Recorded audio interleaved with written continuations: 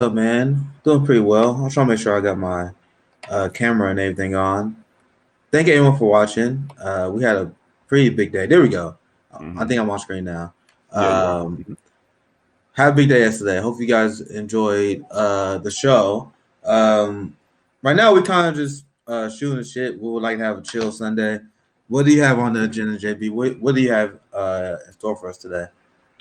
Well, one of the things that I wanted to focus in on is uh, Florida. Isn't that a kind of a loaded thing? Um, I wanted to talk today about what's going on as far as unemployment in Florida.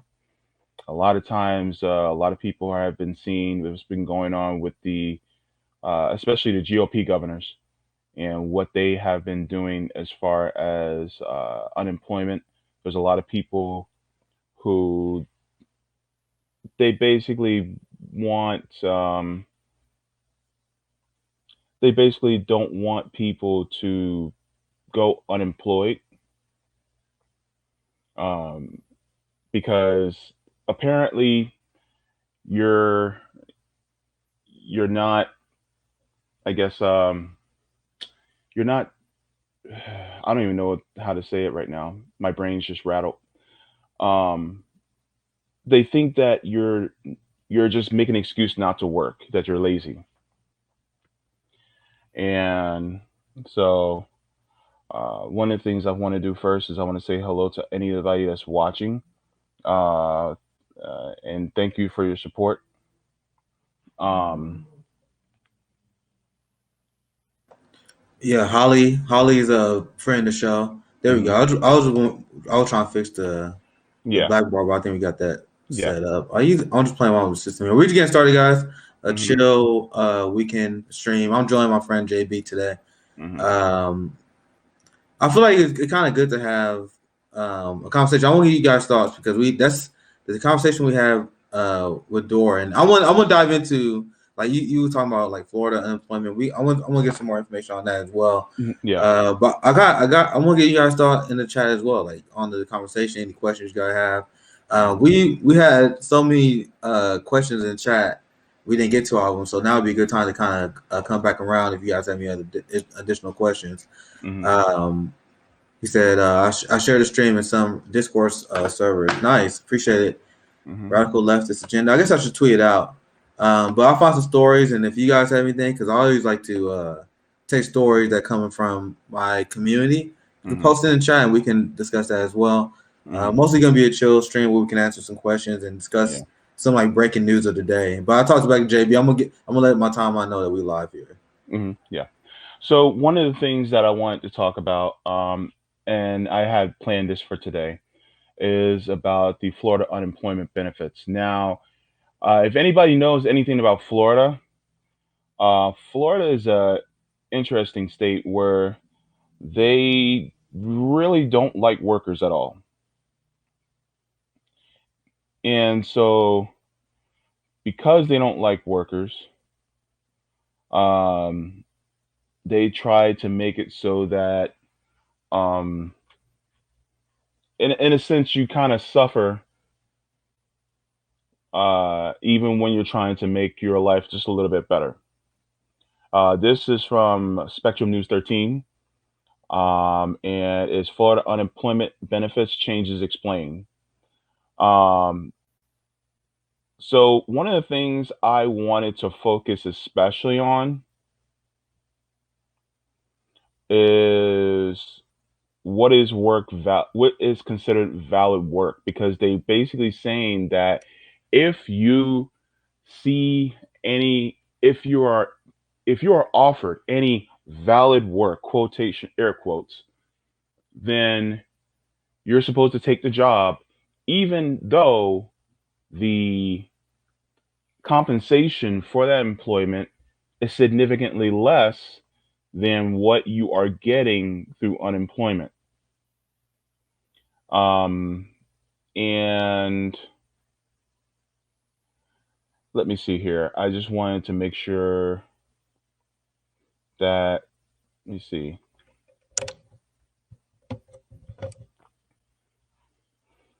says turning down a job. Okay. Um, for those people, most who are earning benefits that calculate below a minimum wage, so many minimum wage job offers would likely be considered viable by the Department of Economic. Uh, I forgot the name of it. The DEO.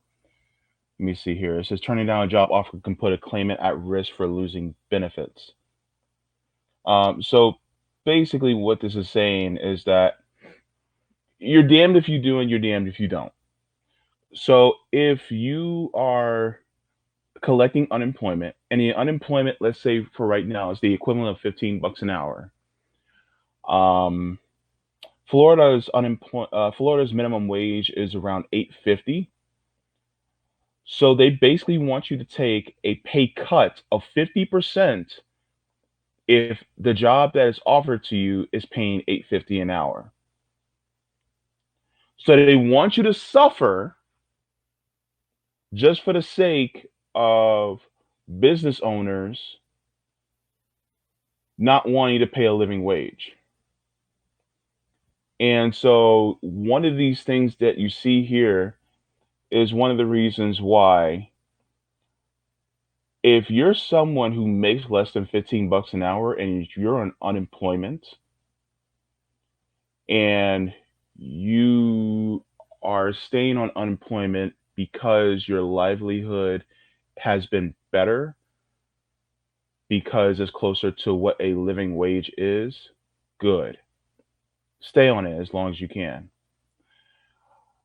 What I want people to realize is that, and a lot of times we end up talking about a uh, a mutual aid that can lead to a general strike. People don't realize that we literally have a mutual aid program going on right now that is federally funded. And if you can see right now what's going on in pretty much throughout the country, that now is forcing employers to raise their rates so that they can pay closer to a living wage. Case in point, Mears, the company that uses taxis and buses here in Orlando, they just posted a huge banner. I should have took a picture of it when I had a chance. A huge banner that they are now starting bus drivers at $18.50 an hour. Just a couple of years ago, they were only paying like 12 or 13. So now they're starting at $18.50 an hour to drive buses for Mears. That's progress. And that progress is only being implemented simply because people are saying, no, you're not going to screw us over by making us, you know, make starvation wages anymore. And so it's kind of like you remember uh, the Wall Street bets, how they kept holding out, and the longer they held out, the better it was for them. Instead of selling, they just kept holding out. It's the same thing. You hold out, and then the companies get desperate because you're speaking their language. And what's their language? Money, money, money. So guess what? If you guys want more, and if you're willing to hold out and say, you know what? No, you got this is basically collective bargaining, from a level of the unemployed, saying we won't work for you unless you give us what we need. And so, to anybody that's still holding out, thank you, because now you're enforcing these companies to raise their rates. In fact, the same company that transports me to dialysis, there was a memo that was put out. Okay, so this is to access Links, part of Link's transportation system here in Orlando. They are going to be raising their rates to $15 an hour for starting drivers, and their drivers that have been with them, they are also all going to get a $3 an hour bump up because apparently workers don't want to work. No, it's workers don't want to receive shit wages. And so therefore, if you guys want workers, you're going to have to raise the compensation so that people can make a living. So this is one of the things that I'm actually happy about. So when you have people who are able to hold out, like what mutual aid facilitates, then it breeds good results. So And all of, go ahead, please. it mentioned it's because you this doesn't surprise me when it comes to like Florida and like their mindset and when it comes to treating unemployment Hmm. and what you just laid out here for the last few minutes here is trickle down economics in a nutshell. Yep. I want people to understand that trickle down economics is class war that's been waged on the working class that affects the disenfranchised communities like people, Black Americans, Latino American, indigenous people as well. And this from the Business Insider, 23 Republican governors refusing to extend pandemic unemployment. And this shows the intellectual dishonesty of capitalism, doesn't it? Because what's the philosophy they've been pushing for the last 40 years? Trickle-down economic advocates, they claim that programs like TANF, unemployment, Hmm. welfare, they make people rely on the government. And once you rely on the government, you'd be less likely to participate in the economy. Um, there was economists from the University of Chicago and Yale that they found last year that like the additional $600 settlements wasn't stopping people from looking for work. Hmm. This is something that does not stop people from looking for work. That's why there have been businesses that opened up that was starting from 15, 17, 18 bucks an hour that filled their job positions like that. And they had a rush of people that applied for those jobs, people who actually paid a living wage. Hmm. So their idea was, okay, if in order for you to actually have a job that actually of worth, your labor must have value. That's what capitalists preach. That's how they justify stealing your surplus labor value. They steal your surplus labor value because like, oh, we can find someone that can replace you. Meanwhile, Hmm. businesses are closing because they can't hire people at the minimum wage. They can't hire people at 10 bucks an hour, 12 bucks an hour. What does that tell you? That means you got to have at least 15 bucks an hour to start out, but they can't do it. So that's alone disproves their philosophy. Because if labor value increases based on how the demand for the work, that means these jobs should be paying 20, 23 bucks an hour. Yep. And they should be able to pay that and they be able to stay afloat. But once again, it's just no evidence that capitalism is inherently a flawed system. And that's that labor shortage like dynamic is something that like the right wing and not even him, not even them, like I want you guys to understand that Biden also complicit with this as well. I mean, he put trickle down economics where he had a speech that he gave when he was vice president under Barack Obama, and he said he was speaking with Mitch McConnell. He said one of the things that we agree to and one thing we agree on, despite all our bipartisan battles, quote unquote, is keeping the Bush tax cut permanent, Hmm. right? Yeah. Why they do that? Because they believe that if you cut taxes for the rich, if you take that economic approach, you can stimulate the economy. But we all know that's not the case because you got billionaires that are making record profits throughout the course of this pandemic, even though workers are losing wealth and quality of life is dropping. It's a giant fraud, and we're gonna continue to see this transfer of wealth. This year is like because the pandemic was a historic transfer of wealth, but we're gonna continue to see it to a point where it's not sustainable anymore.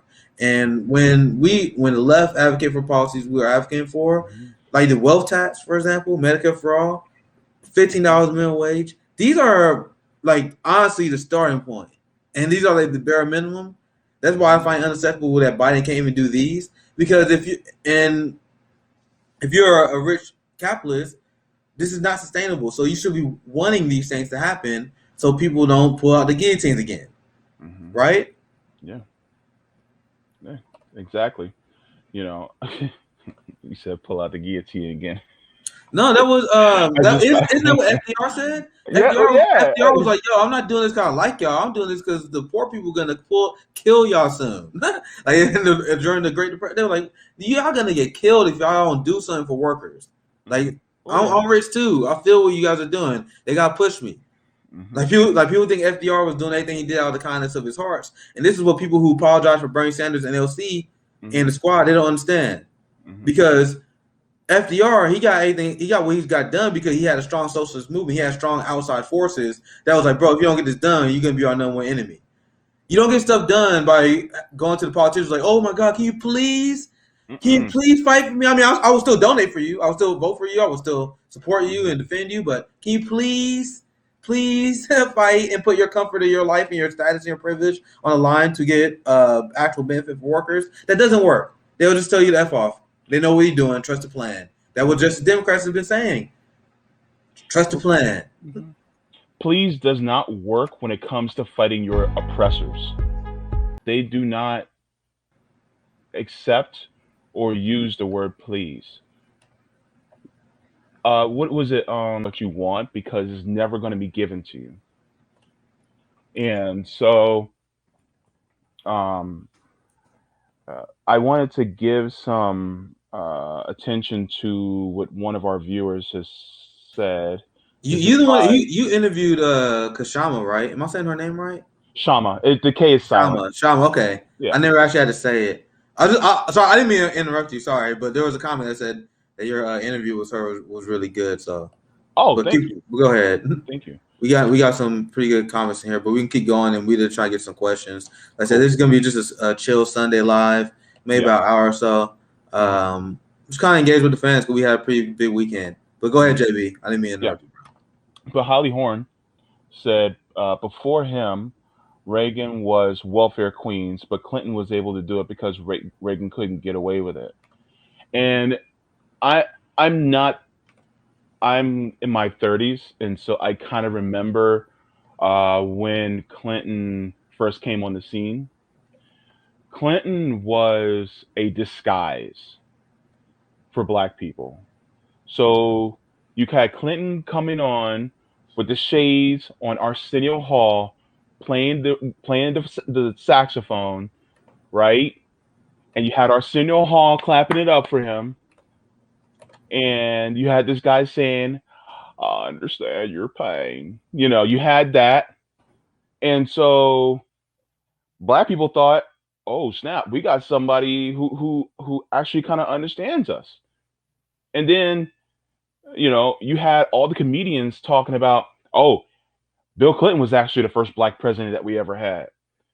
And so even Dude, I still remember that. Yeah. Dude, that's Even so that crazy. was propaganda. That was propaganda. Even some of your comedians were saying were spouting propaganda. And apparently, you know, that came from when he was on Arsenio Hall's show and he played the saxophone. Yeah. So they was like, "Oh, well, I guess he's a brother now." Like, Yeah. this is why I hate black liberals and the black congressional caucus, because they were pushing that.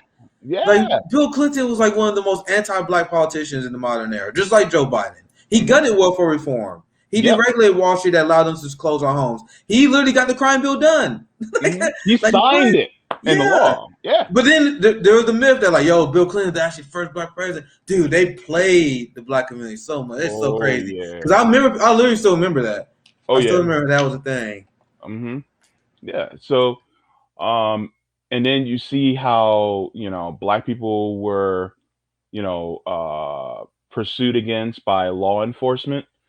They weren't even really, they were enforcing these, you know, unethical laws, you know, against black people just for the prison industrial complex.